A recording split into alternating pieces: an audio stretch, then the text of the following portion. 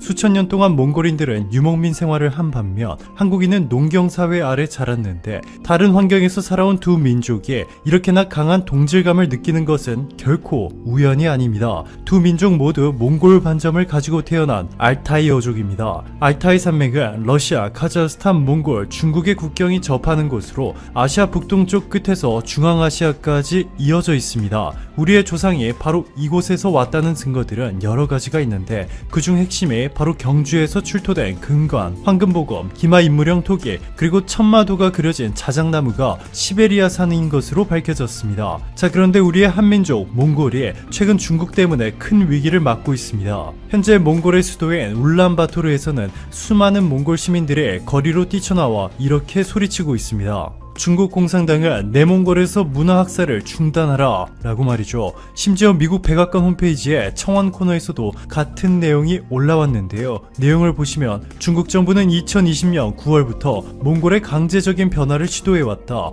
몽골 학교의 초등교육과 언어, 몽골어를 없애고 중국어를 가리키려 한다. 학생과 학부모가 몽골어를 지키기 위해 중국의 정책에 반대했을 때 그들은 경찰과 당국에 의해 지역에서 쫓겨났다. 중국은 인권 침해, 세계유산 침해, 헌법상의 위반을 저지르고 있다 호소하고 있습니다. 청원에 동의한 사람이 10만 명이 넘을 경우 백악관이 공식 입장을 내놓아야 하는데 이미 가뿐히 넘겼습니다. 사건의 발단은 이렇습니다. 지난 7월 내몽골 교육청이 가을 학기부터 이중 언어 교육을 도입하겠다고 발표했는데 좋게 표현해서 이중 언어 교육이지 사실상 몽골어 사용을 줄이고 중국어 사용을 대폭 확대 적용한 정책입니다. 총 3단계로 구성된 정책인데요. 이번 학기부터는 초등학교 1학년과 중학교 1학년은 교육부가 펴낸 중국어 교재를 사용하고 내년에는 중국어 외에도 중국어로 된 정치 과목까지 배우게 됩니다. 그리고 2022년부터는 이 과목들에 더해 역사까지 모두 중국어로 배우도록 강제하고 있습니다.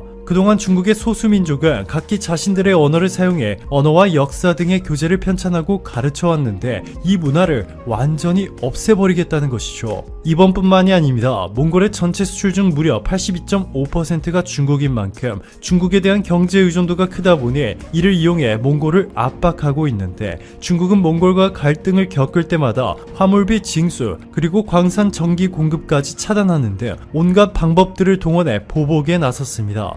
또한 몽골 전직 대통령이 최근 중국의 몽골어 말살 정책을 강력하게 비판하자 중국 정부는 프랑스에서 열리는 칭기스칸 전시회에서 몽골이라는 단어를 삭제하고 전시회 책자와 지도에 대한 편집을 요구해 결국에는 전시회가 3년 후로 미뤄지는 사건이 벌어졌습니다.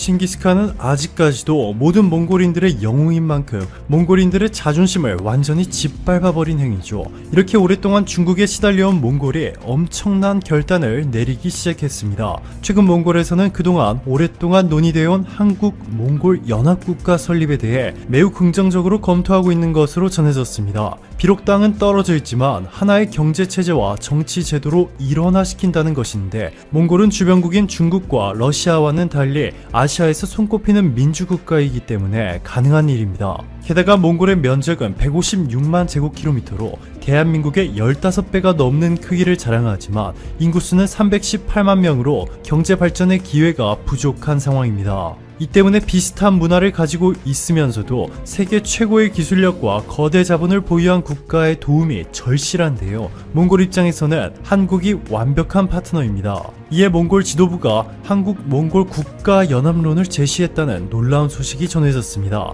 한국이 몽골을 흡수합병하는 방식으로 경제 대국인 한국에 엄청난 규모의 영토에서 대국을 세울 가능성에 전 세계의 이목이 집중되고 있습니다.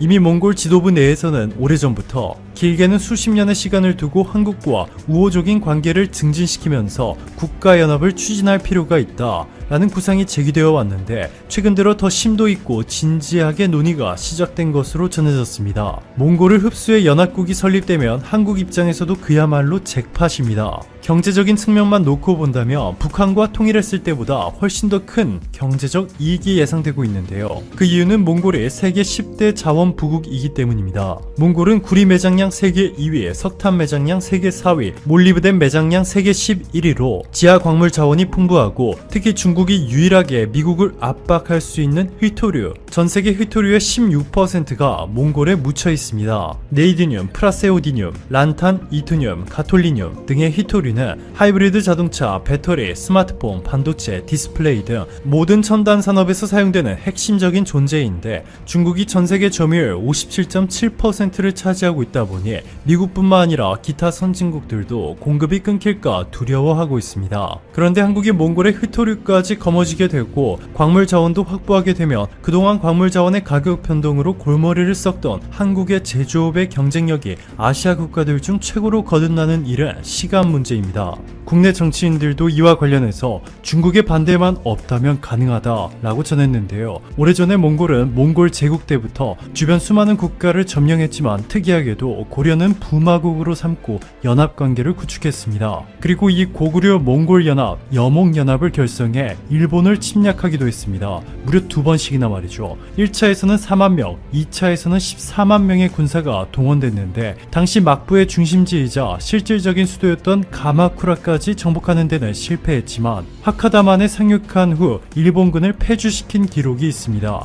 이러한 한국과 몽골의 관계는 현재 중국에도 엄청난 위협이 되고 있는데요. 내몽골 탄압뿐만 아니라 위구르족 탄압까지 세계적인 논란거리로 번지면서 미국은 소수민족 인권 탄압에 관여한 중국 공산당 최고위 간부 3명에 대한 제재를 단행했습니다. 천취안고 신장 위구르 자치구 당서기를 비롯해 주하이룬 신장 정치법률위원회 서기 그리고 왕민상 신장공화국 서기, 이중 천취안고 당서기는 시진핑 중국 국가주석의 신뢰를 받는 충성파이기 때문에 중국의 전면 선전포고를 한 것이나 다름이 없습니다. 미국의 이러한 강도 높은 압박에 호주, 영국, 덴마크, 독일, 프랑스 등 22개국이 참여하면서 대중국 압박 수위가 점점 더 높아지고 있는데요. 일부 전문가들은 자칫 잘못하면 위구르와 내몽골 등 중국 소수민족들이 이번을 계기로 독립을 실현할 가능성에 무게를 두고 있습니다. 게다가 무엇보다 이미 몽골 내에서 한국 기업들이 놀라운 수준으로 시장을 선점해버렸고 몽골인들 사이에서 한국에 대한 이미지가 이례적인 수준으로 좋은 상황입니다. 2016년 7월 28일 몽골에 이마트 1호점이 들어섰고 1년 뒤 2호점, 지난해에는 몽골 내 마트 중 최대 규모의 이마트 3호점을 설립했습니다. 2017년에 매출액이 153% 증가했고 지난해에는 무려 720억 원의 매출을 거뒀습니다. 몽골의 인구수가 300만 명을 조금 넘는다는 점과 1인당 GDP가 450만 원이라는 것을 고려한다면 엄청난 실적입니다. 게다가 최근에는 한국의 CU 편의점이 몽골에 진출한 지 1년 만에 50개까지 확장하는 등 무서운 속도로 시장을 장악하고 있습니다. 지난해 한국과 몽골은 두 나라의 관계를 전략적 동반자 관계로의 격상을 추진하기 시작했고 몽골은 한국의 모든 국책 사업들을 몰아주기 시작했습니다. 김상균 한국철도시설공단 이사장은 몽골이 울란바토르 신공항 연결 철도 건설 방안에 대해 한국의 뜻을 따르는 것에 공감대를 형성했고 한국 몽골 워킹그룹을 구성하기도 했다 전했습니다. 이뿐만이 아니라 그동안 현금 거래만 해왔던 몽골에 티몬을 창업한 한국의 신현성 대표가 만든 테라라는 블록체인 기업이 미미페이라는 블록체인 기반의 P2P 모바일 간편결제 서비스를 도입했습니다. 앞으로 몽골인들은 몽골에 있는 한국 백화점과 한국 마트에서 한국의 결제 시스템을 통해 물건을 사고 팔게 되는 것이죠. 여러가지 이슈로 진퇴양난에 빠진 일본의 아베 총리가 새로운 결정을 내리면서 이목을 집중시키고 있습니다. 탄도 미사일을 요격하는 이 방어 체계인 이지스 어쇼어의 배치 계획을 전면 취소하기로 결정을 내렸는데요. 수천억 원 이상의 손해를 감수하면서까지 추진하던 안보 관련 중요 사업을 무효화시키는 결정이어서 큰 이슈를 불러일으키고 있습니다. 일본 정부는 24일 아베 총리가 주재한 국가안전보장회의 NSC에서 이와 같은 결정을 했다고 밝혔는데요. 일본 언론 NHK의 보도에 따르면 당초 야마구치현과 아키타현 두 군데에 이지스 어쇼어를 배치하는 것을 결정했다가 돌연 취소한 것인데, 이 전반적인 동아시아 정세에 비춰볼 때 이지스함을 탄도 미사일의 방위에만 할당하는 것은 일본의 안보 정책상 이득이 되지 못하며 중장기적으로 어떻게 할 것인가를 먼저 고민해 당과 정부 사이에서 확실하게 의견을 조율할 것을 결정했습니다. 이 이지스 어쇼어의 배치 구상은 2017년 12월 일본 내부에서 공식적으로 결정이 된 부분이었는데요. 당시 도입했던 배경은 북한의 행보 때문이었습니다. 2017년 여름 북한의 연이은 탄도 미사일 발사가 있었었고, 급기야 8월에는 북한이 새벽에 발사했었던 미사일이 3개로 분리가 되면서 그중 하나가 일본 홋카이도 인접 해상에 낙하하면서 일본 전역에 긴급 경보가 발령되기도 했습니다. 결국 일본은 북한의 위협에 대해서 이 방위 체제를 강화시키겠다는 취지로 이지스 어쇼어의 배치를 결정했던 것이죠. 북쪽의 아키타현, 남쪽의 야마구치현, 이렇게 두 군데 지역에 탄도 미사일을 배치할 계획이었는데요. 현재 일본은 이 북한의 핵 미사일 공격에 대비해서 대기권 밖에서 미사일을 공격해 추락시키는 이지스함의 요격 미사일 SM-3와 대기권 안에서 요격하는 지대공 유도 미사일 패트리어트, 이렇게 2단계 방어 시스템을 운용하고 있습니다. 이지스 어쇼어는 이지스함과 마찬가지로 대기권 밖에서 요격을 시도하는 시스템인데요. 일본 정부는 이렇게 이지스함에 전적으로 의존하던 체제에서 이지스함의 부담을 줄이고 방어 시스템의 전반적인 강화를 위해서 이지스 어쇼어의 도입을 추진해오고 있었던 것이죠. 실제로 이 이지스 어쇼어의 도입을 위해서 미국과 기본적인 장비 계약까지 마친 상태여서 이를 갑자기 취소할 경우에 파장은 더더욱 클 것으로 예상되고 있습니다. 더군다나 국가 안보와 관련된 사안인 만큼 더더욱 민감하죠. 그리고 국민들, 이 정치권 내에서 좀 충분한 교감 없이 내린 아베 정권의 독단적인 행보라는 인식, 비판을 받으면서 이는 결국 아베 정권의 악재가 될 수 있는 부분이어서 아베 총리가 지금 시점에 왜 이러한 결정을 내렸는지 많은 추측, 의견이 오고 가고 있습니다. 일본 정부가 표면적으로 언급하는 이유는 이 기술적 문제 때문이에요. 육상 이지스가 가동되어서 요격 미사일이 발사될 때 일단 부스터가 연료를 다 사용하고 나면 분리되고 낙하하게 되는데, 이 수백 킬로그램의 무게에 달하는 부스터가 어느 지점으로 낙하할지 알 수 없다는 부분이 핵심입니다. 해당 미사일 설치 지역에 있는 주민들은 안전상의 문제로 당연히 반대를 해오고 있었어요.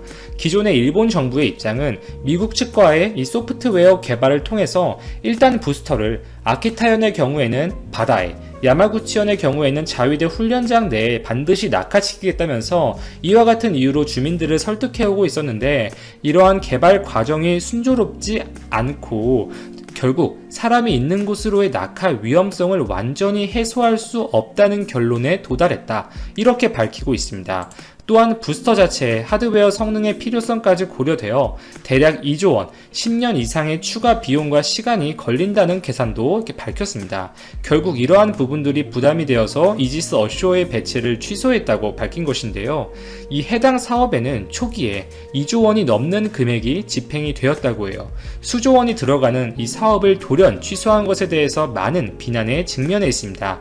이렇게 이지스 어쇼어의 중단 발표 이후 좀 자민당이 취하고 있는 행보를 보면 아예 적 기지를 공격할 수 있는 능력을 갖추자, 이쪽으로 프레임을 몰아가기 시작했습니다. 이 아베 총리가 적 기지 공격 능력 보유, 이것에 대한 필요성을 강조한 뒤 집권 자민당이 관련 논의팀을 꾸리고 있는 상황이에요. 일본 정부는 국가안전보장 전략 개정을 위한 작업에도 착수를 했습니다. 이 적기지 공격 능력은 탄도미사일 발사 시설 등의 이 적국 내에 있는 기지를 폭격기나 크루즈 미사일 등으로 공격해서 좀 파괴시킬 수 있는 능력을 갖추는 것을 의미하는 것이죠. 이 정말 전지 상황 등에 불가피한 경우 헌법상 허용이 되고 있지만, 이 정책상 적 기지 공격 능력을 일본이 보유하지 않는다는 것이 그간 일본 정부의 이 일관된 입장이었는데 과연 아베 내각이 이러한 기존의 입장에 어떠한 변화를 줄지 주목되고 있습니다.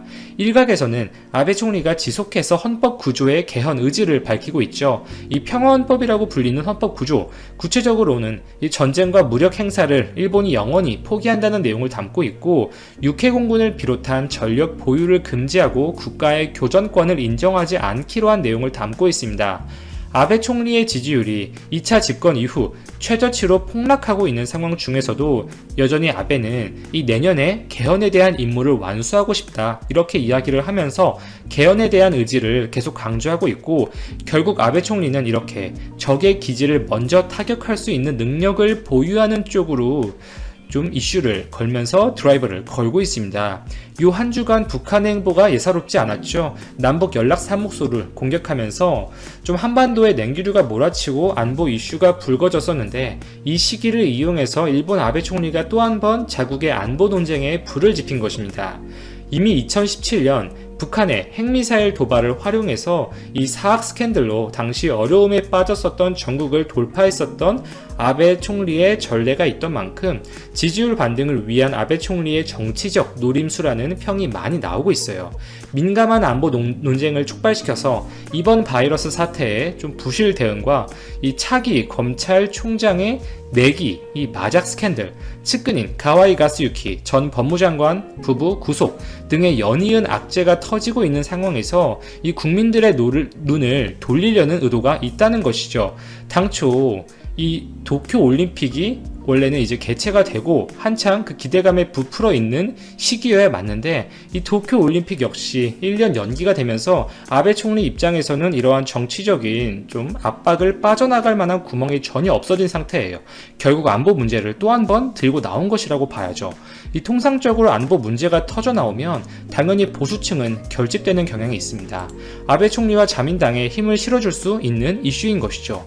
물론 이 야당 측에서는 당연히 반대를 하고 있어요. 이 적 기지 공격 능력을 갖추는 것을 명분으로 미사일 등을 보유하게 되면 당연히 주변 국가, 한국, 중국, 러시아 등을 자극할 수 있는 요소가 되겠고, 수조 원이 들어갔던 이지스 어슈어 사업을 돌연 취소하고 뜬금없이 공격용 미사일 이 장비들을 배치하겠다는 것은 그 명분이 너무나 떨어진다는 것입니다.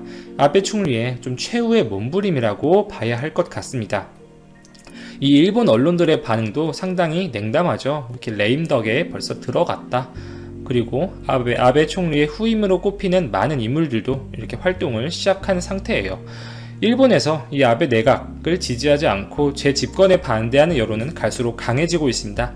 아사히 신문이 지난 20일부터 21일 이틀간 실시한 유권자 대상 여론조사에서 아베의 지지율은 31%에 그쳤습니다. 일본 공영방송 NHK가 지난 19일부터 21일까지 실시한 여론조사에서도 아베 내각을 지지하지 않는다고 밝힌 응답자 비율이 49%로 아베 총리의 재집권 이후 가장 높았습니다. 친아베 여론에서 시행한 여론조사 결과들도 처참한 수준이라고 볼 수가 있는 것이죠. 여러 인물들이 아베의 후임으로 거론이 되고 있고, 가장 유력한 인물로 꼽히는 것은 이시바 시게루 전 자민당 간사장이죠. 아베의 라이벌로 이렇게 불렸던 인물이고, 실제로 선거에